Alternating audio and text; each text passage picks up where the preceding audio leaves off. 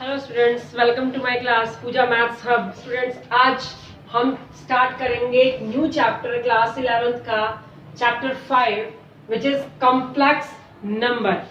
आप सबको different type of numbers पता है। डिफरेंट टाइप ऑफ नंबर्स में क्या आते हैं हमारे पास? इंटीजर्स आते हैं। इंटीजर्स कौन से होते हैं? Negative, positive, but without fraction, without decimal.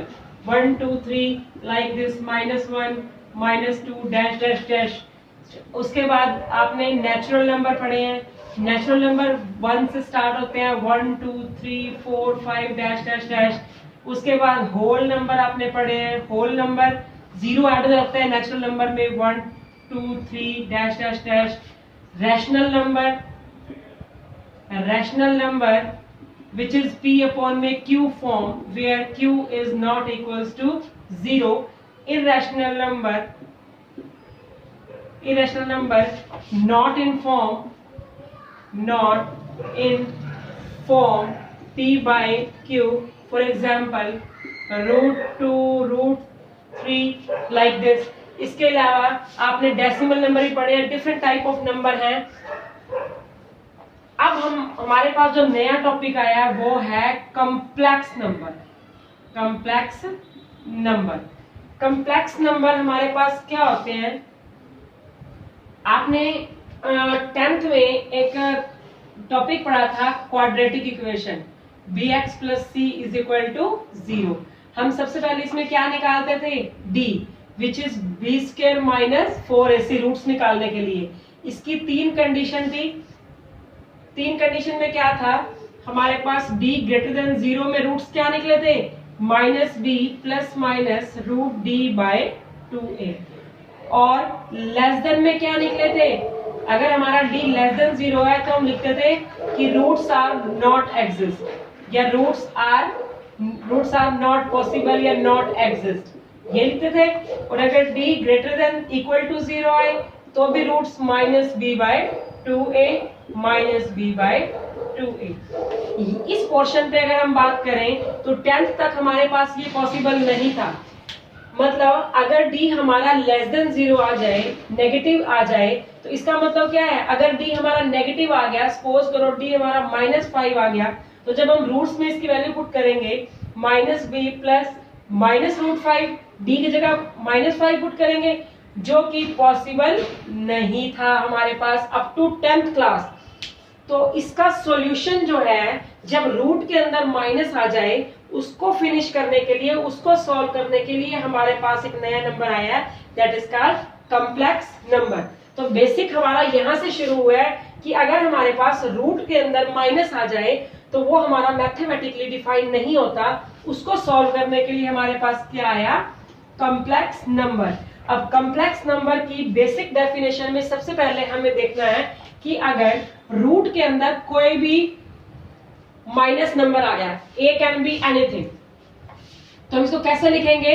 a multiply में -1, अलग अलग रूट करो, a अलग से, -1 अलग से, √a।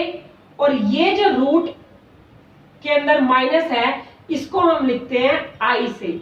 I stands for iota. I stands for iota means iota is equal to क्या होता है? √-1। कुछ और नंबर पे अप्लाई करते हैं। सपोज करो हमारे पास -7 है, क्या लिखेंगे इसको? 7 मल्टीप्लाई में -1, ठीक है। इसको अलग अलग करो, √7 - 1, तो क्या लिखेंगे इसको? √7 iota, ठीक है। तो आयोटा क्या होता है? अगर रूट के अंदर कहीं पर माइनस आ जाए, उस प्रॉब्लम को खत्म करने के लिए, उसका सॉल्यूशन करने के लिए हमने क्या किया? इसमें आयोटा लगाया। अब बात करते हैं कॉम्प्लेक्स नंबर की। अब हम बात करते हैं कॉम्प्लेक्स नंबर की। कॉम्प्लेक्स नंबर को जैसे हम इंटीजर्स को किससे दिखाते हैं? i से, नेचुरल नंबर को n से, होल नंबर को w से, रैशनल नंबर को r से, इरेशनल नंबर को भी ri से भी दिखा देते हैं। ऐसे ही कॉम्प्लेक्स नंबर को हम दिखाते हैं किससे? कैपिटल Z से। तो कॉम्प्लेक्स नंबर क्या है? A number having a plus iota B form, a plus iota B form, या हम कह सकते हैं ऐसा कोई नंबर जिसमें आपको आयोटा दिख जाए, is called complex number, is called complex number. इसकी जनरल फॉर्म क्या है? a plus iota b। ये क्या है हमारा a? This is called real part, this is called real part, and this is with, अगर आयोटा साथ में है उसको हम बोलते हैं इमेजिनरी पार्ट। क्या बोलते हैं? Imaginary part. तो हम यहां पर लिख सकते हैं कि रियल पार्ट ऑफ z क्या है हमारे पास? a, और इमेजिनरी पार्ट ऑफ z क्या है हमारे पास? b। ओके, अगर हम आयोटा को छोड़ दें तो इमेजिनरी पार्ट हमारे पास क्या बन जाता है? b। आयोटा होना मतलब कॉम्प्लेक्स नंबर है ये, रियल पार्ट ये, और आयोटा के साथ वाला हमारे पास क्या होता है? Imaginary part. ठीक है, नाउ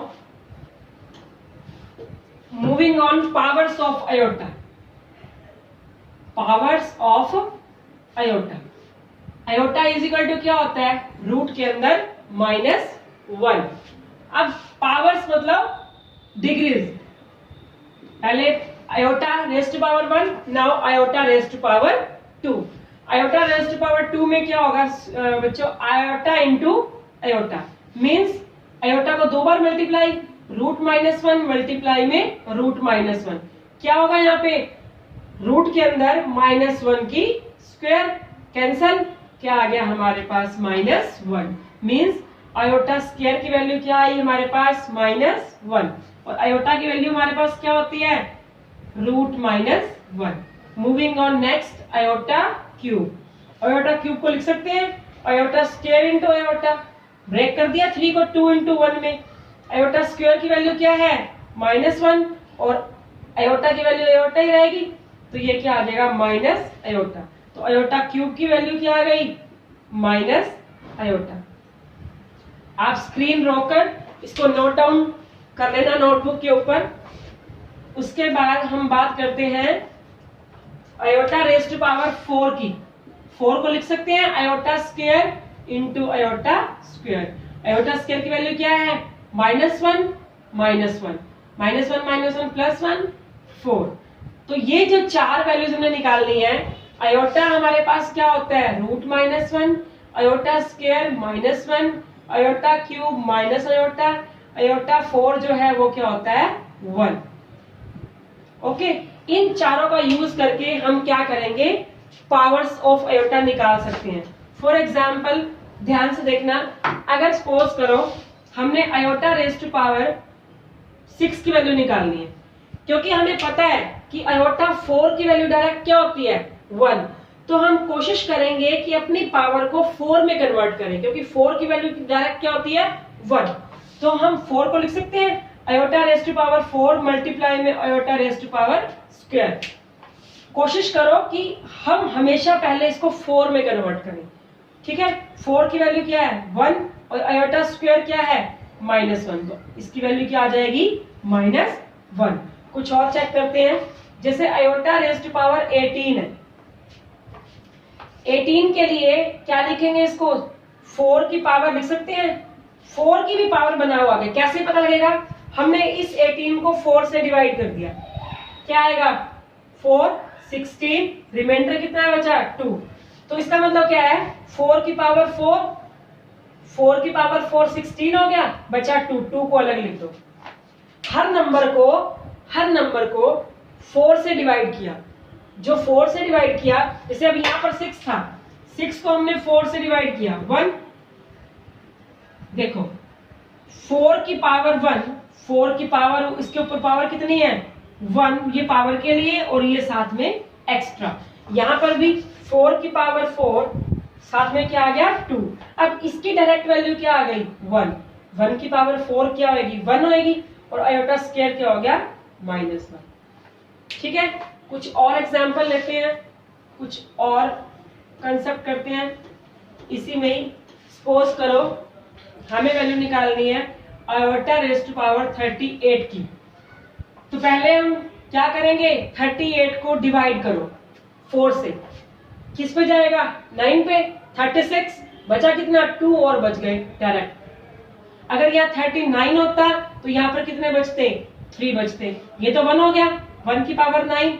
आयोटा क्यूब की वैल्यू क्या होती है? Minus iota. तो आंसर क्या आ गया? Minus iota. ओके, अब हम बात करते हैं इसकी कुछ प्रॉपर्टीज की।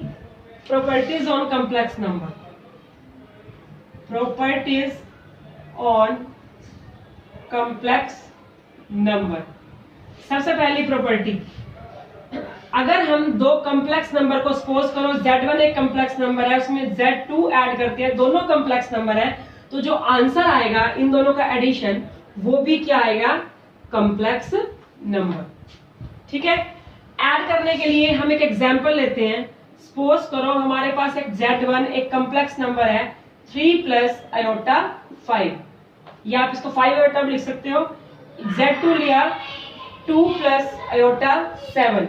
अब हमने इसको ऐड करना है। ध्यान रखना कि रियल पार्ट को रियल में ऐड करना है, इमेजिनरी पार्ट को इमेजिनरी में ऐड करना है। तो 3 प्लस 2 5 प्लस आयोटा 5 7 12। तो जो आंसर आएगा वो भी हमारा क्या आएगा? कॉम्प्लेक्स नंबर आएगा। ठीक है, ऐसे ही सेकंड प्रॉपर्टी है कि अगर हम दो नंबर्स को माइनस करते हैं, दो कॉम्प्लेक्स नंबर को माइनस करते हैं, तो जो आंसर आएगा वो भी हमारा क्या आएगा? Complex number. Now moving on the third property, multiplication. Moving on the third property, multiplication. अगर हम दो नंबर को मल्टीप्लाई कर रहे हैं तो भी क्या आएगा? थर्ड नंबर क्या आएगा हमारे पास? वो भी क्या आएगा? Complex number. सिमिलरली अगर हम दो को डिवाइड कर रहे हैं तो भी हमारे पास जो आंसर आएगा वो क्या आएगा? Complex number. ठीक है, फिफ्थ एक और टॉपिक है हमारे पास, हम इसको बोल सकते हैं मल्टीप्लीकेटिव इनवर्स।